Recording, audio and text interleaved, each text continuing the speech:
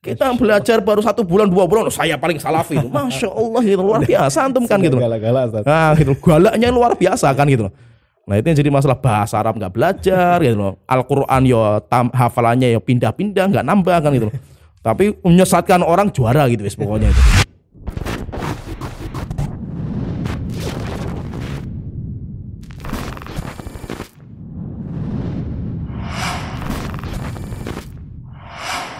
Oke Ustaz, kalau untuk yang berikutnya ini contoh masalah usul dan furuk, bab masalah tentang melihat wajah Allah Ta'ala. Nah ini masalah penting, ini masalah melihat wajah Allah Ta'ala itu. Sepakat ulama itu dalam 2 bab. Dan masalah ini, masalah melihat wajah Allah Ta'ala itu sepakat. Yang pertama, Allah itu tidak bisa dilihat di dunia.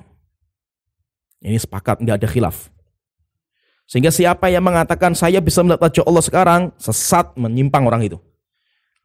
Yang kedua, orang yang di surga itu bisa melihat wajah Allah Ta'ala. Itu akidah Ahlussunnah, usul ini, sepakat. Nggak ada khilaf. Nah jadi 2 masalah ini sepakat. Memang kita masukkan ke usul. Dalilnya banyak sekali lah masalah ini. Setelah itu nanti ada cabang turunan dari masalah itu gitu. Masih banyak juga turunannya banyak. Nah itu khilafiyah di situ. Contohnya misalkan orang-orang kafir dan munafik itu melihat wajah Allah enggak ketika di padang mahsyar.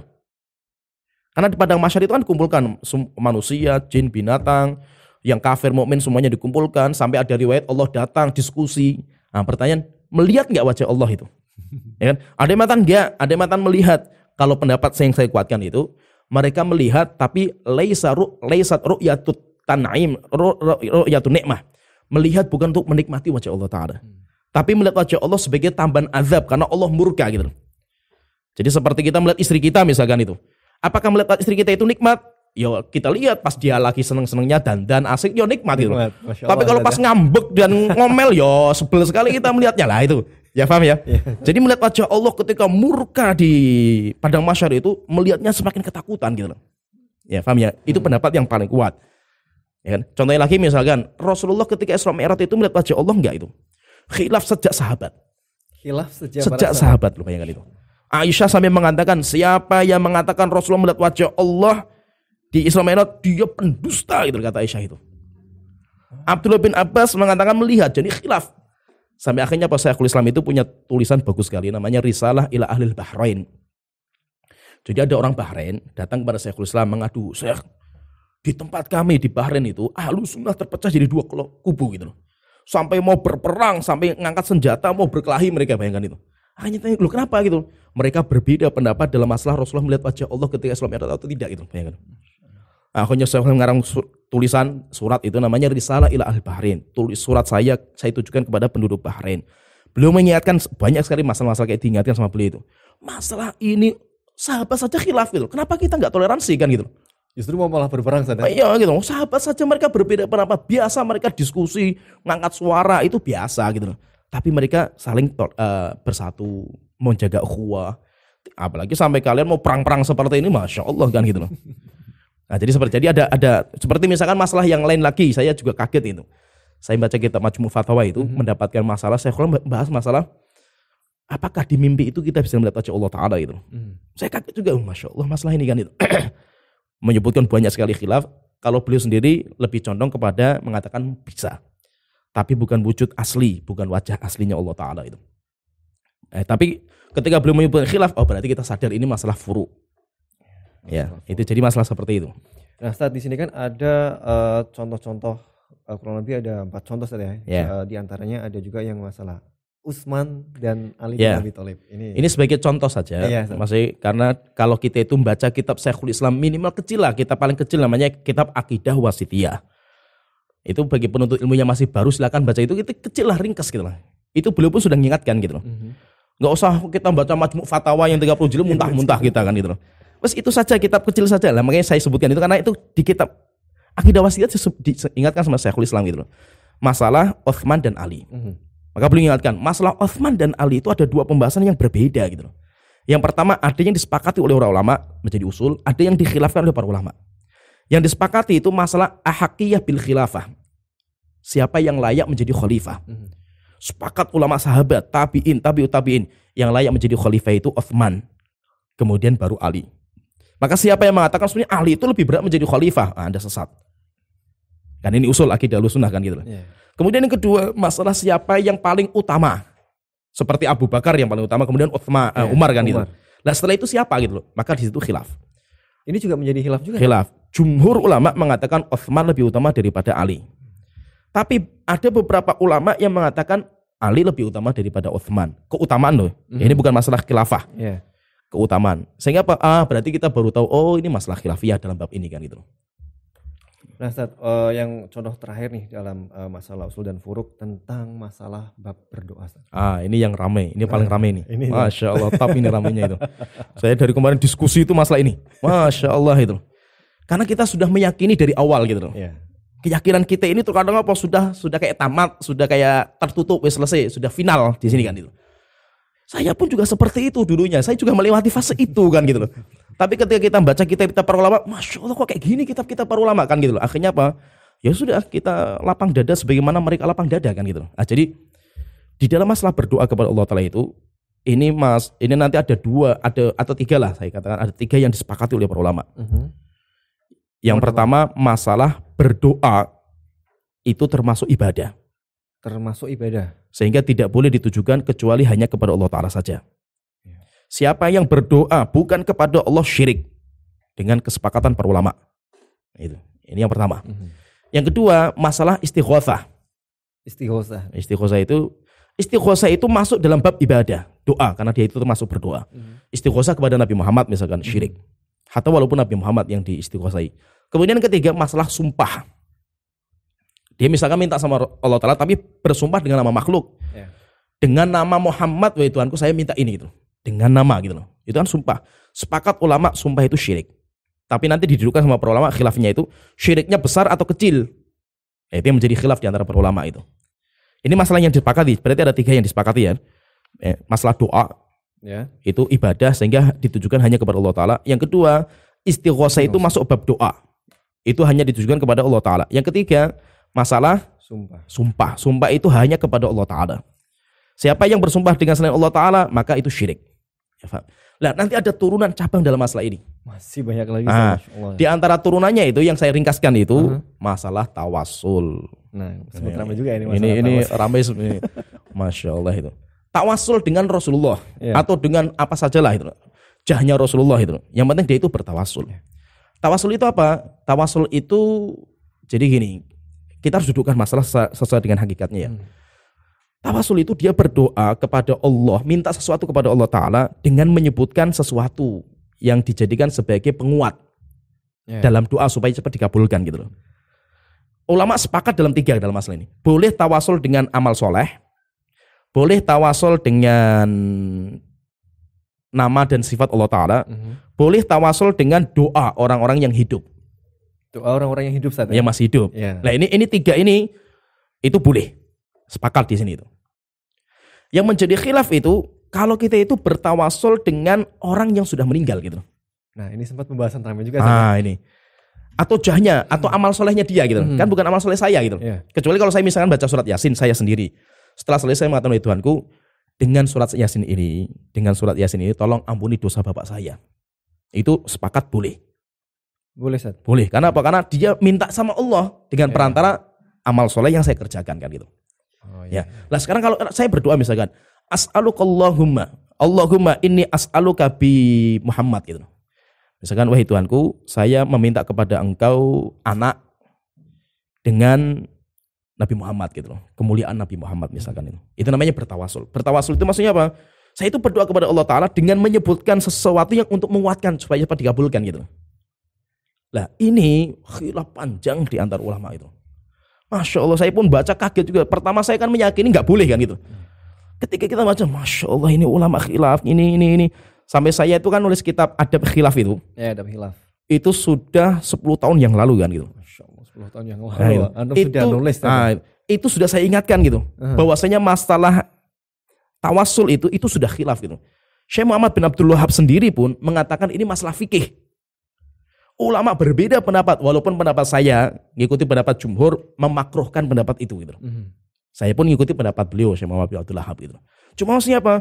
Kita semakin mendalami masalah Masya Allah ulama berbeda pendapat dalam bab ini kan gitu. Ya kan? Maka nanti bedakan di sini.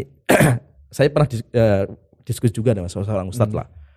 Akhirnya dia kritik ucapan saya, akhirnya mengatakan ini, Ustadz kan beda itu antara tawasul dengan qasam, sumpah gitu loh. Saya bilang saya juga paham gitu. Kalau sumpah itu sepakat. Contohnya gini, as'aluka bi Muhammad, wahai Tuhanku saya minta kepada engkau bi Muhammad kan itu. Lah bi itu apa gitu loh? Ba itu apa? Kalau ba itu qasam, demi nama Muhammad gitu loh.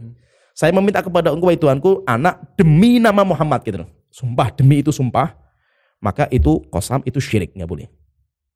Tapi kalau saya mengatakan wahai Tuhanku saya minta kepada engkau dengan nama Muhammad gitu loh, dengan keutamaan Nabi Muhammad, dengan itu sebagai penguat saja gitu loh. Bisa dipahami ya? Iya. Bukan saya bersumpah atas nama Nabi Muhammad, bukan, sebagai penguat saja. Dan Nabi Muhammad nggak bisa bantu doa saya itu, enggak gitu loh. Ya kan? Nah, itu namanya khilaf. Yang ketiga, jadi kita duduk ke masing-masing. Kalau kita itu mengatakan as'aluka bi Muhammad, saya minta kepada engkau wahai Tuhanku dengan perantara Nabi Muhammad. Maksudnya apa? Nabi Muhammad itu ada harapan dia itu juga pengen bantu ngomong sama Allah Ta'ala lah gitu. Bisa gimana? Iya. Saya datang ke kuburan Rasulullah, saya mengatakan wahai Tuhanku, dengan Nabi Muhammad ini tolong saya diberikan anak. Kalau dia meyakini Nabi Muhammad itu karena saya datangi, mungkin Nabi Muhammad juga bantu ngomong juga sama Allah Ta'ala gitu. Ada harapan supaya Nabi Muhammad itu bantu saya juga itu. Iya. Lah ini syirik. Ini syirik. Kenapa? Karena harapan itu termasuk roja, itu termasuk ibadah. Nggak boleh kita berharap sama Nabi Muhammad, Rasulullah sudah meninggal gitu. Tapi mungkin yang sering terjadi fenomena seperti itu saja. Benar ya, ya? Iya. Benar ya? Cuma kan kita itu perlu kita dudukkan masalah itu sesuai dengan porsinya masing-masing gitu. Betul. Jangan generalisasi masalah itu. Semuanya syirik, nggak boleh itu. Ini orang bodoh kalau seperti ini kan. Masalah beda-beda kan gitu. Contohnya misalkan gini, berdoa di kuburan boleh nggak? Oh syirik, nggak boleh itu. Lah kenapa kok syirik semua kan gitu? Kan berdoa macam-macam gitu loh. Saya ziarah kubur, saya berdoa, doa minta Allah supaya Allah mengampuni dosanya wali itu. Syirik nggak itu kan? Ya enggak kan gitu loh. Artinya kedua, saya berdoa di situ kenapa? Saya minta Allah, cuma saya berdoa di kuburan itu karena supaya cepat dikabulkan. Kan ini kuburan tempat baik kan gitu. Ah itu bid'ah. Karena dia masih minta sama Allah Ta'ala. Tapi kalau di situ saya berdoa, kenapa? Doa saya minta berharap sama si kubur itu supaya memudahkan saya. Syirik ini. Karena itu termasuk ibadah. Sehingga apa? Penuntut ilmu itu harus kita rinci gitu loh. Sesuai dengan porsinya masing-masing kan gitu loh. Maka menghukumi secara global nggak boleh semua, ini bahaya gitu loh. Ya. Nah, jadi seperti itu. Maka itu memang masalah tawasul itu banyak yang nggak terima. Teman-teman kita itu banyak yang nggak terima. Cuma saya tanya sama mereka atau ustaz-ustaznya itu. Kita diskusi di grup ustaz-ustaz itu banyak. Saya sering tanya sama mereka, tolong Ustaz, saya itu cuma butuh satu. Saya nggak butuh rojih dan yang lainnya. Antum menyebutkan nanti fatwa. Saya nggak butuh itu. Yang saya butuhkan, tunjukkan penukilan ijma dalam masalah ini. Ada nggak ulama ijma sepakat bahwasanya at-tawassul bi Muhammad itu syirik? Kalau ada ijma, ini ilmu baru bagi saya gitu loh. Saya mencari masalah ini nggak ketemu-ketemu gitu loh. Karena bodohnya saya mungkin kan gitu loh. Sehingga saya pengen mencari ijma dalam bab tawasul itu hukumnya haram, nggak boleh itu. Saya sampai sekarang nggak ketemu gitu loh. Saya dapatkan kalamnya Syekhul Islam, Muhammad bin Abdul Wahab dan yang lain itu, beliau menyebutkan ini khilaf gitu. Walaupun Syekhul Islam itu mengatakan apa? Hukumnya haram. Hukumnya haram Syekhul Islam itu. Kalau Syekh Muhammad bin Abdul Wahab, beliau merojihkan pendapat yang makruh. Ya kan? Itu kalau rojihnya itu loh. Kalau bagi saya apa? Saya nggak pernah mengamalkan itu juga gitu loh. Berarti juga diskusi panjang. Diskusi panjang gitu loh. Antum mau mengharamkan ya silahkan gitu. Mau makruhkan ya silahkan. Mau membolehkan ya itu pendapat ulama juga ada gitu loh. Tapi apa? Saya sendiri saya nggak pernah mengamalkan dan saya sendiri pendapat yang lebih kuat nggak boleh diamalkan. Ya kan? Apakah itu hukumnya sampai tingkatan haram atau hukumnya sampai tingkatan makruh? Itu kan butuh penelitian gitu. Ya lebih condongnya kalau saya sendiri memang pendapatnya Syekh Muhammad bin Abdul Wahab gitu loh. Nah, Ustaz, terkait yang tadi Ustaz, tentang jangan sembarangan ya untuk untuk menyesatkan orang lain. Ya itu. Nah, itu. ini juga sempat ramai juga nih Ustaz. Ini kan tulisan ini kita angkat itu sebenarnya karena masalah itu gitu loh. Ini dia. Sembarangan sekali menyesat si fulan sesat, si fulan ahlul bidah. Gampang sekali maksudnya seorang mengatakan menyesatkan orang lain gampang sekali soalnya. Ya. Nih kenapa Ustaz? Lah itu kenapa seperti itu? Karena pertama alasannya itu karena dia nggak punya warok itu kehati-hatian gitu loh. Ya. Subhanallah itu kita membicarakan atau menghukumi seseorang dengan sesat itu kita telah merobohkan semua wibawa dia gitu loh. Harga diri dia hancur semua kan gara-gara sesat, ucapan sesat itu keluar gitu loh. Dalam Islam itu kan dijaga 3 gitu loh. Ya, dalam Islam itu dijaga 3 selama muslim itu. Nyawa, harta, nafsahu kullu muslim halam muslimin haramun damuhu wa maluhu wa irduhu. Diharamkan harta, nyawa, dan kehormatan.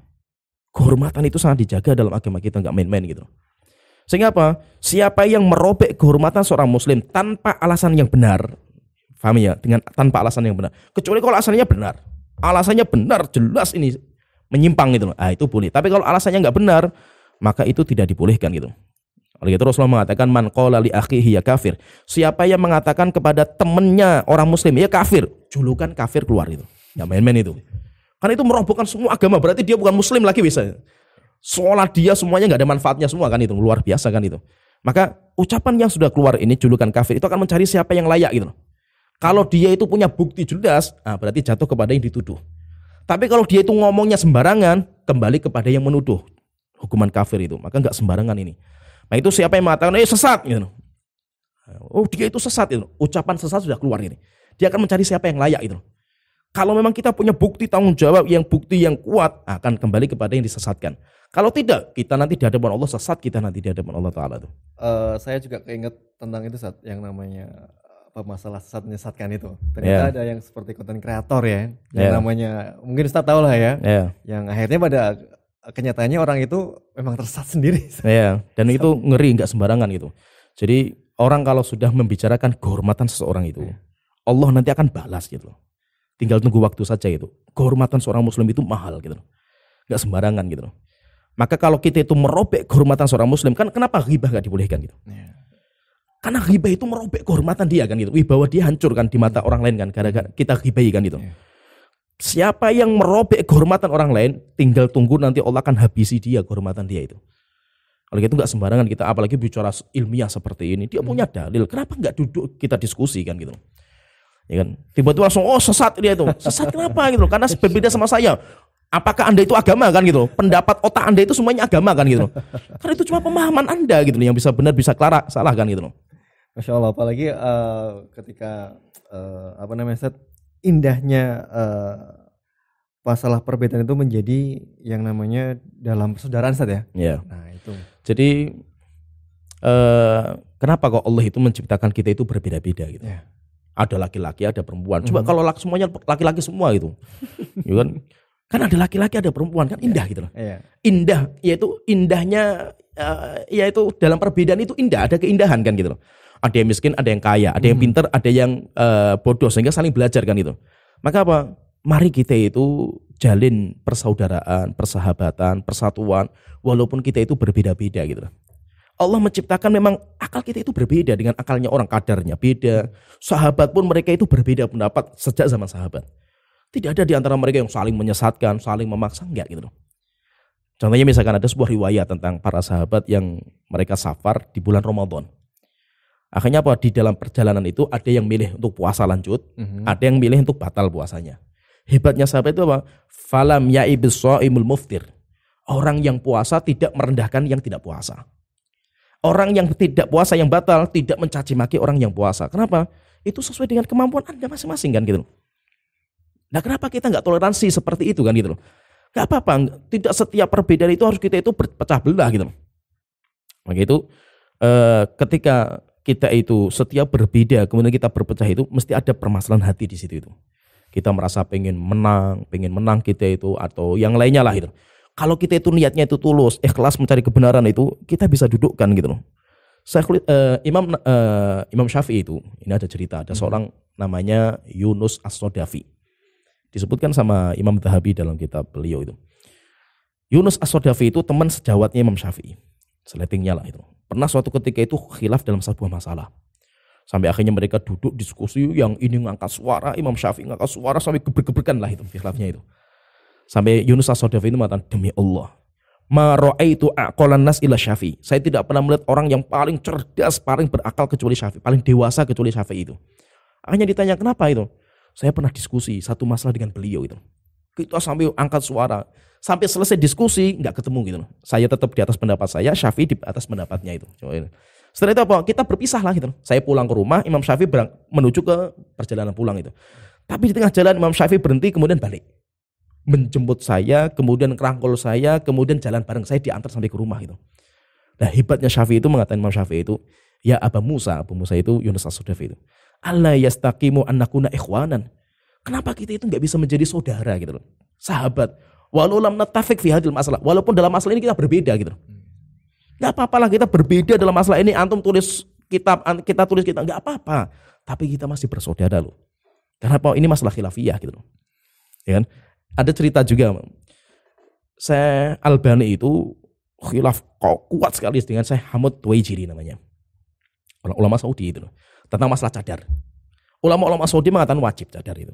Syalbani mengatakan sunnah. Sampai Syalbani ngarang kitab dibantah sama Syekh Hamad Tuwaijiri. Syekh Hamad Tuwaijiri nulis kitab bantah lagi sama Syalbani. Sampai bantah-bantah dan Syalbani julukannya keras gitu kepada mereka gitu. Lah Hamad Tuwaijiri menjuluki Syalbani keras juga gitu loh. Orang yang mendakwakan sufur yaitu wanita-wanita itu bersoleh itu dan khilaf kan. Subhanallah itu mereka berdua itu pas haji ketemu. Akhirnya penuntut ilmu, wah rame ini bakal tempur, ini asik ini diskusinya itu. Subhanallah ketika mereka berdua ketemu, pelukan, ngobrol bareng, makan bareng. Dan mereka nggak bicara masalah seperti itu, nggak seakan-akan mereka itu nggak punya masalah gitu. Setelah itu apa? Penuntut ilmu sampai bingung, Masya Allah ini. Padahal di kitab saja itu ngeri sekali bantahannya itu. Tapi ketika ketemu mereka santai, ngobrol kayak nggak punya masalah gitu. Kenapa? Karena khilafnya itu ilmiah, ilmiah itu di ilmu gitu loh, bukan di kehidupan nyata kan gitu loh. Iya, paham ya? Kita itu khilafnya itu di ilmiah itu ada di kitab, ada di ceramah, ada diskusi, itu namanya khilaf. Tapi dalam muamalah kehidupan nyata, yo kita sama dia itu nggak ada masalah, kita khilafnya di ilmu kan gitu. Seperti biasa maksudnya. Seperti biasa dalam muamalah gitu loh. Maka jangan dijadikan apa khilaf ilmiah itu dengan khilaf kehidupan nyata gitu, beda gitu loh. Oh kamu beda sama dalam masalah kitab, oh berarti kamu musuh saya, kayak ketemu saya nggak akan salam sama kamu itu. Ini kan sudah masalah muamalah seorang muslim dengan muslim yang lain, masalah dunia kan gitu loh.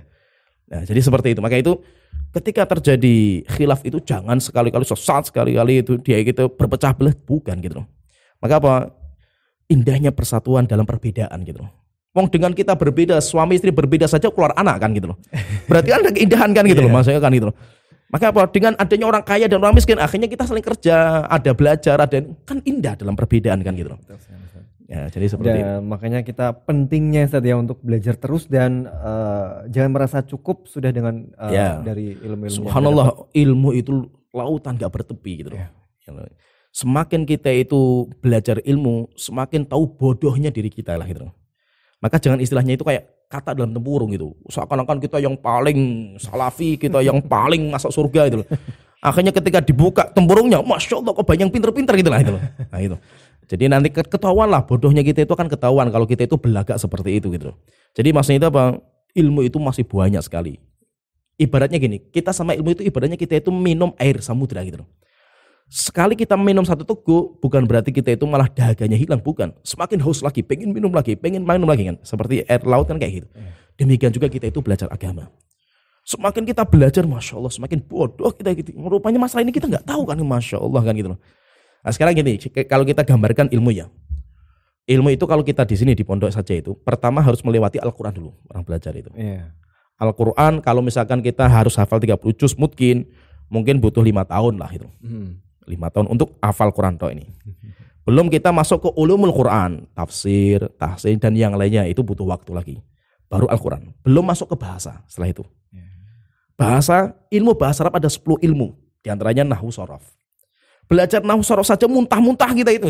Baru nahwu dan sorof, baru tasrifan saja kita itu sudah muntah-muntah gitu. Itu kalau kita pelajari minimal 2 tahun lah, 3 tahun itu minimal itu. Itu baru berarti Al-Quran sama nahwu itu sudah kita anggap 7 tahun lah itu. 7 tahun Ustaz ya. Ya kan? Kalau pengen muktin semua loh. Kecuali kalau sampingan tok wis ini cuma sekedar kena minimal lah, misalnya Al-Quran 3 juz minimal lah, ya enggak apa-apa gitu. Nahwu sharaf yang penting bisa baca kitab, yes minimal enggak apa-apa itu. Tapi kalau kita pengen menguasai, yo itu 7 tahun berarti kan. Setelah itu baru kita masuk ke ilmu alat yang lain, usul fikih. Usul fikih setahun 2 tahun lah gitu. Kemudian masuk ke mustalah hadis. Mustalah tadi ada 4 ilmu. Tadi udah 9 tahun saya 7 sama ilmu hadis tadi. Murid kita yang belajar sama Syekh mustalah hadis minimal 3 tahun. Hadis. Berarti sudah berapa tahun itu? Nah kan? 12 tahun. Itu belum masuk ke ilmu inti loh itu. Setelah itu baru masuk ke fikih dan akidah. Fikih, belajar fikih kalau kita main mendalami satu mazhab saja itu minimal 2 tahun. Satu mazhab. Kalau kita mau muqaranah bainal madzhab ya mungkin 5 tahun lah, 10 tahun. 14 sama. Ini belum masuk ke akidah loh ini. Hampir 20 tahun Ustaz. Ini belum masuk ke akidah. Akidah itu ada dua, ada tauhid, ada akidah. Beda, kitab-kitabnya beda itu. Iya. Kita anggap tauhid misalkan setahun, akidah mungkin 3 tahun lah, itu sudah berapa gitu. Kita belajar baru 1 bulan 2 bulan, saya paling salafi itu. Masya Allah itu luar biasa antum kan gitu. Galak-galak. Gitu. Galaknya luar biasa kan gitu. Nah itu yang jadi masalah, bahasa Arab nggak belajar gitu loh. Al-Quran ya hafalannya ya pindah-pindah, nggak nambah kan gitu loh. Tapi menyesatkan orang juara gitu pokoknya itu. Galaknya luar biasa kan gitu loh. Ustaz, di sini ada yang ingin saya tanyakan Ustaz, tentang jangan menyebutkan sifat Ahlussunnah dengan masalah furuk itu yang bagaimana Ustaz? Jadi gini, sering kita itu mengatakan salafi itu yang kayak gini gitu. Ya kan? Salafi itu apa? Salafi itu yang nggak kunut subuh bukan salafi kan itu. Pertanyaan, berarti Imam Syafi'i salafi nggak itu? Imam Syafi'i mengatakan sunnah kunut subuh loh. Siapa yang nggak kunut dengan sengaja, dia itu harus sujud sahwi loh itu. Salafi berarti nggak Imam Ahmad kan itu, ya kan? Jadi gini, menyebutkan salafi Ahlussunnah itu kayak gini sifatnya itu. Lah itu harus dengan sifat yang disepakati oleh para ulama. Contohnya gini, saya katakan Ahlussunnah wal Jamaah itu orang yang menetapkan Allah itu di atas arsy. Siapa yang mengatakan Allah di mana-mana, itu ciri dia bukan Ahlussunnah itu. Kenapa? Karena itu sepakat ulama, nggak ada khilaf gitu. Ya, paham ya, tergambar ya. Contohnya lagi misalkan Ahlussunnah wal Jamaah itu adalah orang yang menetapkan takdir. Siapa yang dia itu menolak takdir seperti Ustadz ini yang menolak takdir, dia bukan Ahlussunnah itu. Ya paham, itu namanya ciri itu. Misalkan ada Ustadz ngomong takdir itu nggak ada gitu loh. Semuanya itu karena kehendak kita sendiri. Maka kita katakan Ahlussunnah itu yang mempercayai takdir gitu. Berarti Anda bukan Ahlussunnah kan gitu. Nah, itu namanya sifat Ahlussunnah. Tapi jangan sampai apa? Sifat Ahlussunnah itu masalah-masalah khilafiyah gitu loh. Kalau masalah-masalah khilafiyah, aduh ini banyak sekali khilaf di antara bujar. Berarti apa? Berarti salafi bagi antum itu yang antum tok gitu loh. Selain antum yang berbeda berarti bukan salafi semua. Masya Allah luar biasa antum kan gitu loh. Paling salafi sendiri, dan namanya nanti muncul penamaan salafi sejati gitu loh. Nah, itu. Siapa salafi sejati? Yo saya gitu. Sehingga siapa yang ngikuti saya salafi sejati, yang bukan sesat semua. Masya Allah antum kan luar biasa kan gitu. Apalagi masalah khilafiyah itu banyak sekali kan, enggak. Jadi terlalu bermudah-mudah sekali masalah menyesatkan gitu. Nah terus ini Ustaz, contoh dosa yang tidak mengeluarkan dari Ahlussunnah. Nah jadi gini, fahami, ini harus kita fahami benar ini. Kita bicara masalah salaf, akidah salaf, manhaj salaf, Ahlussunnah itu bicara masalah keyakinan. Iya. Masalah keyakinan dong. Kita bukan bicara masalah dosa. Fahami di sini. Maka itu apa? Dosa tidak mengeluarkan dari Ahlussunnah. Kenapa? Karena para sahabat itu ada di antara mereka yang berzina. Sampai dirajam loh sahabat itu. Ada di antara sahabat itu yang minum khamr sampai dicambuk sama Rasulullah itu. Pertanyaan, sahabat yang berzina dan minum khamr itu salafi atau bukan itu? Wah itu bukan salafi itu. Masya Allah, berarti zaman Rasulullah ada yang sesat sama akidahnya, luar biasa kan gitu. Coba ya kan, ini kan sudah sampai tingkatan zina loh, nggak sampai punya anak kan gitu. Itu saja dia masih Ahlussunnah. Kenapa? Karena dosa itu tidak mengeluarkan dari Ahlussunnah gitu loh. Dosa itu berkaitan masalah dia hubungan dengan Allah nanti di hari kiamat. Tapi kalau Ahlussunnah itu berkaitan masalah keyakinan. Kalau antum meyakini bolehnya zina, itu sesat ini. Keyakinan antum meyakini halalnya zina itu keyakinan berarti Anda bukan salafi. Bahkan mungkin bisa kafir Anda itu. Tapi kalau saya masih meyakini enggak, dosa itu hukumnya haram. Cuma saya enggak bisa meninggalkan dosa gitu. Antum masih Ahlussunnah gitu.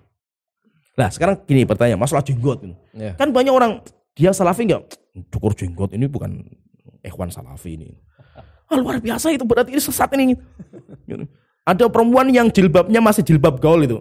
Itu akhwat salafi enggak? Bukan, enggak pakai cadar, bukan akhwat salafi itu. Kalaupun Anda mengatakan ya, ini pahami ini, jenggot itu wajib. Ini kan khilaf juga di antara para ulama masalah jenggot. Jenggot itu wajib. Berarti apa? Siapa yang tidak berjenggot bagi Anda itu dosa kan? Iya. Dosa kan berarti kan? Karena saya mengatakan wajib kan gitu. Ketika orang itu berbuat dosa, wah berarti bukan salafi. Berarti Anda itu mengeluarkan orang dari salafi karena dosanya kan gitu. Ini yang bahaya ini. Ini bahaya sekali itu. Berarti apa? Konsekuensinya berarti apa? Anda harus mengeluarkan orang dari salafi karena dia itu makan riba. Karena riba kan dosa juga kan gitu. Mengeluarkan salafi dari orang yang berdusta, itu juga dusta kan dosa juga kan gitu. Dan yang lainnya berarti apa? Hampir mungkin semua orang keluar salafi semua kan gitu. Sekarang pertanyaan, Anda punya dosa enggak gitu? Yo saya juga punya dosa. Berarti Anda bukan salafi kan itu. Anda punya dosa loh ini.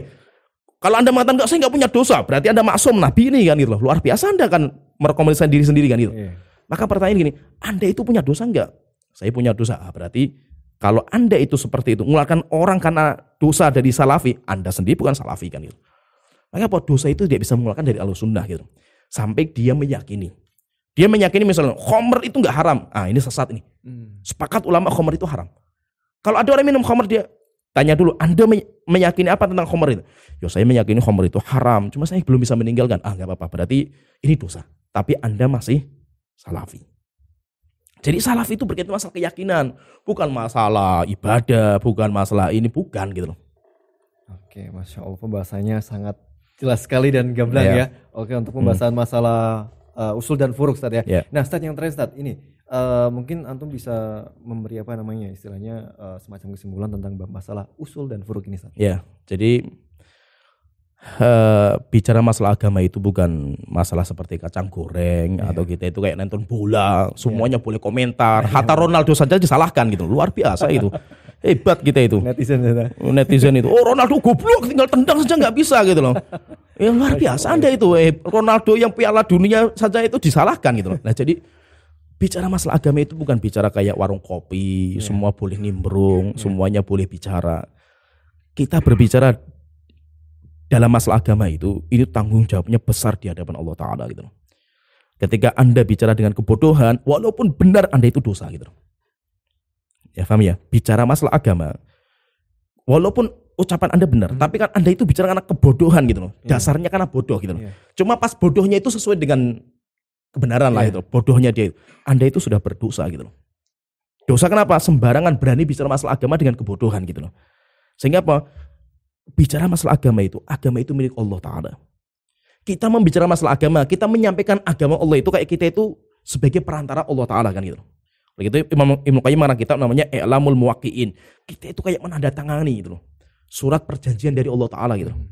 Dan itu nanti akan ditanya di hadapan Allah Ta'ala. Kita ngomong tentang agama Allah misalkan, masalah ini hukumnya kayak gini. Ini gak sembarangan. Ini agamanya Allah, Anda bicara masalah kayak gini loh. Kecuali kalau itu agama Anda gitu. Anda bikin agama sendiri, silakan Anda ngomong kan, terserah Anda kan. Itu agama bukan milik Anda, milik Allah Ta'ala. Tanggung jawabnya besar di hadapan Allah Ta'ala gitu. Ini yang pertama, kalau bicara masalah agama itu jangan sembarangan gitu. Harus butuh ilmu gitu. Yang kedua, apalagi bicara masalah orang gitu. Ya kan? Jangan sampailah kita itu nanti meninggal dunia, kita sudah bawa sholat, pahala puasa, tapi dibagi-bagi sama orang yang kita dzalimi gitu. Rugi sekali kita itu. Nah, itu kan Rasulullah pernah bertanya, siapa orang yang paling bangkrut di antara kalian? Maka Rasulullah mengatakan, ya orang yang dagang bawa modal bangkrut nggak punya untung ya Rasulullah. Enggak. Orang yang paling bangkrut itu orang yang nanti datang di hari kiamat bawa banyak pahala. Sholat, puasa, baca Quran dan yang lainnya. Tapi dia menzalimi si A. Dia mencaci maki si B. Dia menuduh si C. Ini dibagi-bagi itu. Akhirnya apa? Habis pahala dia, tinggal ada orang yang belum mendapatkan bagian pahala. Dosanya diambil, timpakan kepada dia itu. Bicara masalah orang itu nggak main-main gitu. Menghukumi orang maksudnya itu nggak main-main, itu perjalanan panjang, harus qomatul hujjah, harus diskusi lama gitu. Ya bisa dipahami ya. Kemudian yang ketiga, saya ingatkan yang ketiga itu.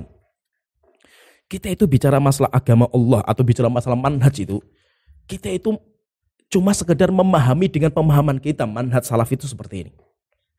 Maka perlu difahami antara pemahaman kita dengan manhaj salaf yang asli itu. Ya, paham ya? Seperti kita kuliah, kita memahami apa yang disampaikan sama guru itu namanya pemahaman kita gitu. Pertanyaan, apakah pemahaman kita itu betul kan gitu? Belum tentu kan gitu loh. Bisa benar, bisa tidak kan gitu loh. Demikian juga apa? Kita memahami agama Allah itu. Itu namanya pemahaman kita itu. Bisa benar, bisa keliru. Sedangkan agama Allah nggak keliru gitu loh. Cuma cara pandang untuk kesana itu bisa benar, bisa keliru gitu. Ya, paham ya? Contohnya memahami manhaj salaf. Salaf itu kayak gini, salaf itu kayak gini. Salaf itu benar. Manhaj yang tidak ada kebatilan sama sekali itu manhaj salaf itu. Tapi pemahaman orang-orang hatta ustadznya itu belum tentu benar loh. Pelakunya yang memahami manhaj salaf itu. Oleh itu kata Imam Malik mengatakan setiap orang itu ucapannya bisa diterima, bisa ditolak kan gitu. Dalam memahami agama Allah Ta'ala kan gitu. Kenapa? Karena itu namanya pemahaman kita kan gitu. Sesuai dengan kadar ilmu kita memahami kan gitu. Tapi apa? Yang benar itu agama Allah Ta'ala. Maka apa? Yang tidak boleh ditolak itu sabdanya Rasulullah itu. Kalau Rasulullah sudah bersabda, nggak boleh ditolak itu, karena pasti benar. Tapi kalau pemahaman Anda ini, kok Anda bisa memaksa? Anda kalau nggak ngikuti saya sesat Anda itu. Ini bahaya ini. Berarti apa? Seakan-akan Anda itu menjadikan pemahaman itu kayak manhaj salaf kan gitu. Ya, jadi maka itu hati-hatilah kita itu bicara masalah agama itu hati-hati. Dan yang terakhir saya nasihat terakhir itu, orang yang Anda sesatkan, orang yang Anda tuduh, dia itu mungkin ilmunya jauh di bawah, di atas antum kan gitu. Dia itu sudah melalui rating antum juga gitu. Paham ya? Yang keras saklek itu dia itu sudah melalui itu juga gitu. Tapi apa semakin belajar akhirnya semakin dia itu semakin tawadhu, semakin punya ilmu banyak yang antum belum sampai ke sana gitu. Maka apa? Tolonglah hormati, apalagi yang bicara itu ustadz, apalagi yang ustadz sunnah yang sudah lama berdakwah. Dia punya kehormatan banyak sekali itu. Bicara masalah aibnya itu kayak bukan, kalau kita ghibah itu kan Allah Ta'ala mengatakan ayyuhibbu ahadukum ayyakula lahma akhihi. Orang yang ghibah itu kayak makan daging saudaranya dalam kondisi bangkai. Kalau yang dighibai ulama itu bukan bangkai, racun yang dimakan itu. Racunnya. Luhumul ulama masmumah, kata Ibnu Asakir mengatakan dagingnya ulama itu beracun. Anda makan dagingnya, ghibai dia, mencaci maki dia, berarti kamu makan racun itu. Tinggal ditunggu waktunya di mana Allah akan matikan hati antum gitu loh. Ya, jadi hati-hati dalam masalah ini tuh. Masya Allah. Pembahasan usul dan furuk ya, Masya Allah. Sepertinya perlu dibuat semacam kajian ini, Ustaz. Iya. Perlu, Ustaz ya? Ya, insya Allah. Tapi butuh waktu lama. Butuh waktu lama memang ya, karena masalah usul dan furuk. Iya, karena menerima ini itu nggak bisa sekali dua kali. Betul. Harus mungkin bisa berdaurah-daurah lah istilahnya. 10 daurah saja mungkin belum bisa menerima gitu loh. Masya Allah. Oke, mungkin nanti buat Anda yang ingin lihat untuk pembahasan usul furuk masih bisa dilihat di channel YouTube kita, tentunya di Nida Channel ataupun di Nida Podcast. Baik, terima kasih untuk Ustadz Abdul Abbas Tobroni, jazakallahu khairan untuk waktunya sudah untuk memberi wawasan ya tentang bab masalah usul dan furuk. Memberi syubhat. Oke, baik, saya harus pamit undur diri. Wassalamualaikum warahmatullahi wabarakatuh.